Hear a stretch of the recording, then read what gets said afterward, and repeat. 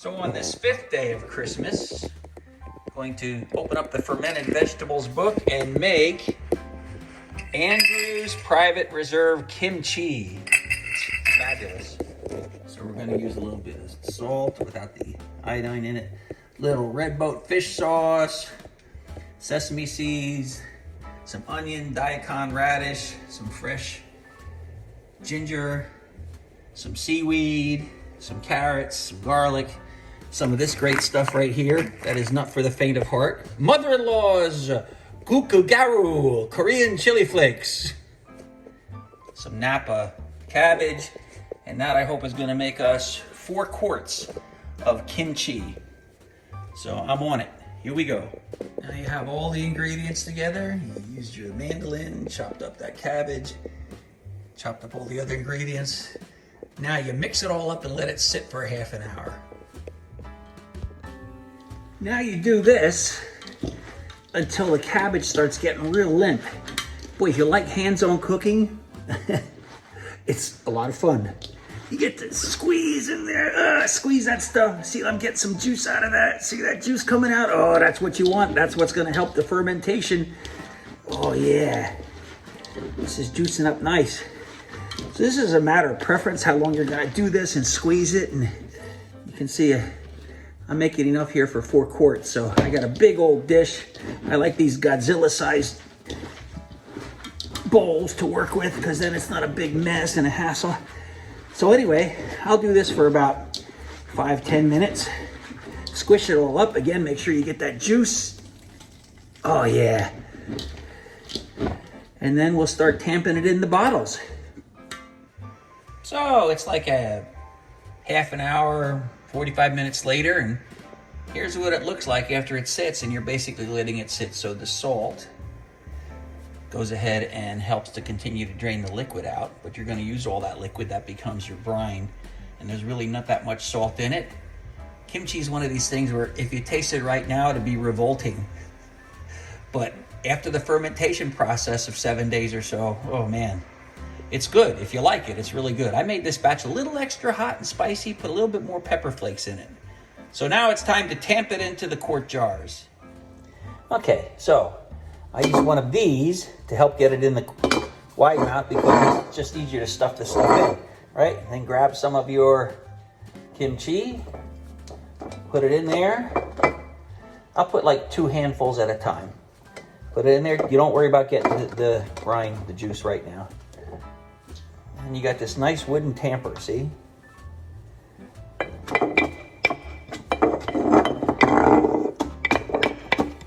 Tamp it down, smash it down. Really just smashing the crap out of it, which is gonna bring out more brine and also help to tenderize the cabbage and stuff. You don't wanna overdo it though, because I like to have a little texture to my cabbage, even after it's fermented. Okay, we'll just keep repeating that.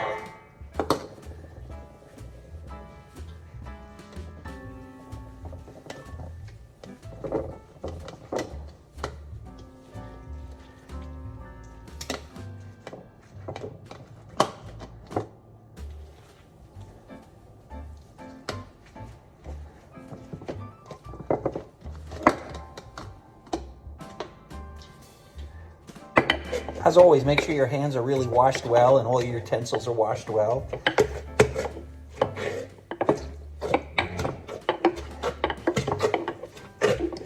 Because bacteria is your buddy when you're fermenting, but not bad bacteria.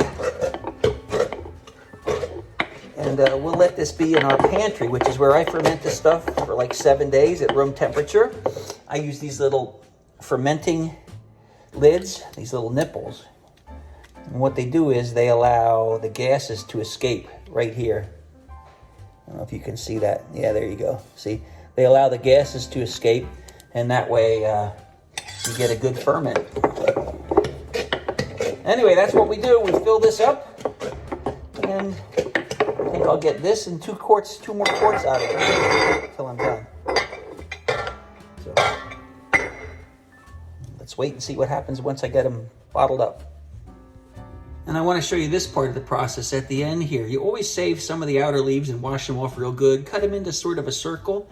And we're going to put these down in here as a seal. And what we're going to do is we're going to get this seal down and get the brine over top of this.